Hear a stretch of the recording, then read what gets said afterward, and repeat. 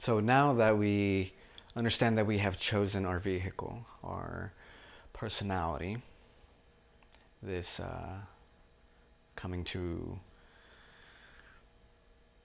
maintaining like a Pokemon, right? This pet is a different element. So that is what we're dealt with. That's what we're developing with our strengths, and that's what we realize in our own self. Especially as we're looking at the ego, the id, and the superego, right?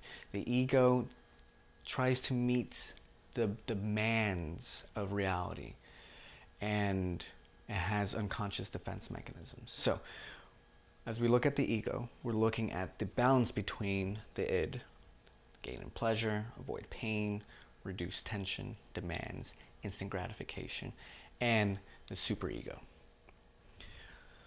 mostly unconscious, and this is where morality and guilt come in. So we're looking at the conscious, the subconscious, and the unconscious. As we hit these waters, the ego allows us to see it for what it is. It's a defense mechanism that's reactive. It's almost like the lizard part of our brain just freezes up when it's trying to keep us safe. So, as we know where our ego, as if it were the snake, we can see it for where it's trying to use our personalities for attraction, selection, attrition, and manipulation. At any given moment, you're attracting and you're trying to control things in your environment, as well as wanting to be attractive to certain environments, as well as being repulsive, or trying to reject yourself in a manner because of who you think you are. This personality is the ego. Personality comes from the derivative of character. As our behaviors change, so does our personality, but from the healthy core of character, our ego is right in between. So, as we look at our mind, we're now looking at the ego. The ego is necessary for our processing. We need to progress through the ego to have a healthy sense of self. Without the ego being part of the integration process, then we're going to have a very difficult integration of ego development. It's almost as if we were looking at the emotional aspect of it, and we're stuck in child or adolescent rather than coming from an adult. So our biological, psychological needs won't allow us to reach the essence where we actually want to mature and develop. Our ego is still holding on to needs and wants, and it's not allowing to free up the energy here, where now we're focusing on essence. We're looking at what is self-love, what is the self-understanding, and how does that allow my own transformation as my own psychology is developing. So as we are looking at the processing of ego and between our needs and wants, now we're looking at why we have needs and wants. Ego development is inevitable. It will occur because as we are moving up into our essence, it becomes something that we observe now. As we don't allow ourselves to identify with the body or the mind, now we're coming from a perspective where we can observe the ego, right? Just like an adult would be able to look at his children from this perspective of experience, of being able to see it for what it is, right? Instead of being caught in all of the emotional turmoil that will occur because of the experiences that we're having as we're developing, as if we were going from adolescent to adults.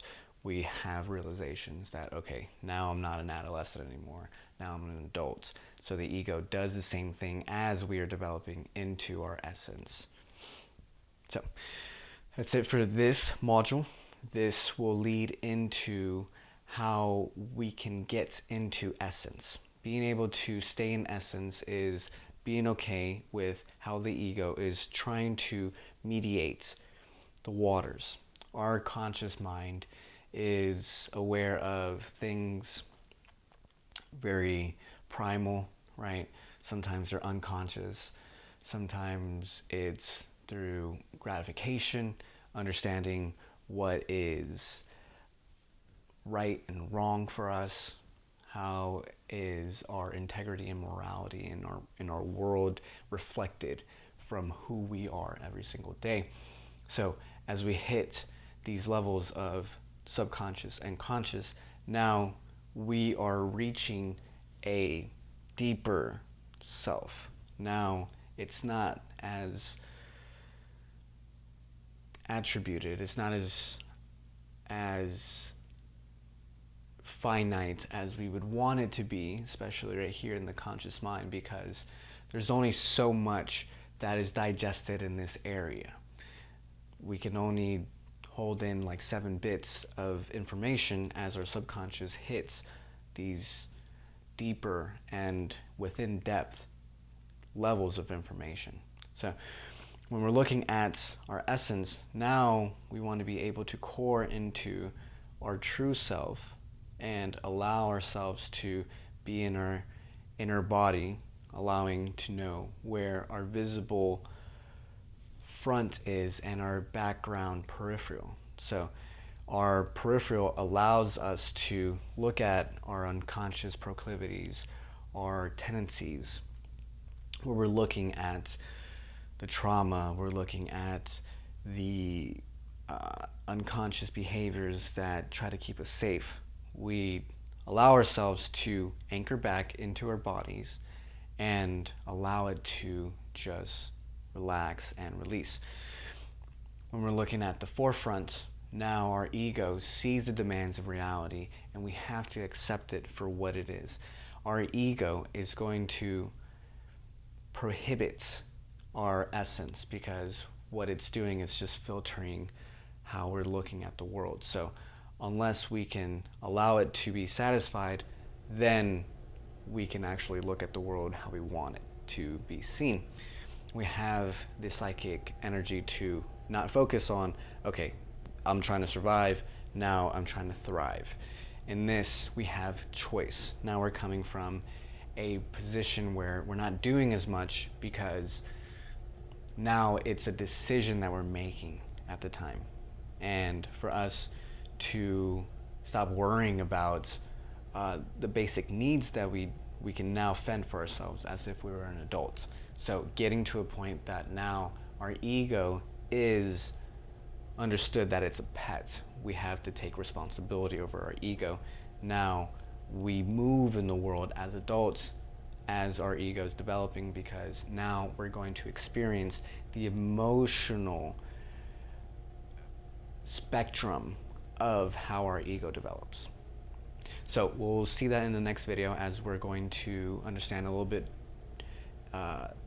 more in depth of how our emotions work, and as we're experiencing them now, how we can use them to our advantage and how they can guide us in the right direction to find peace in our lives. So see you in the next video.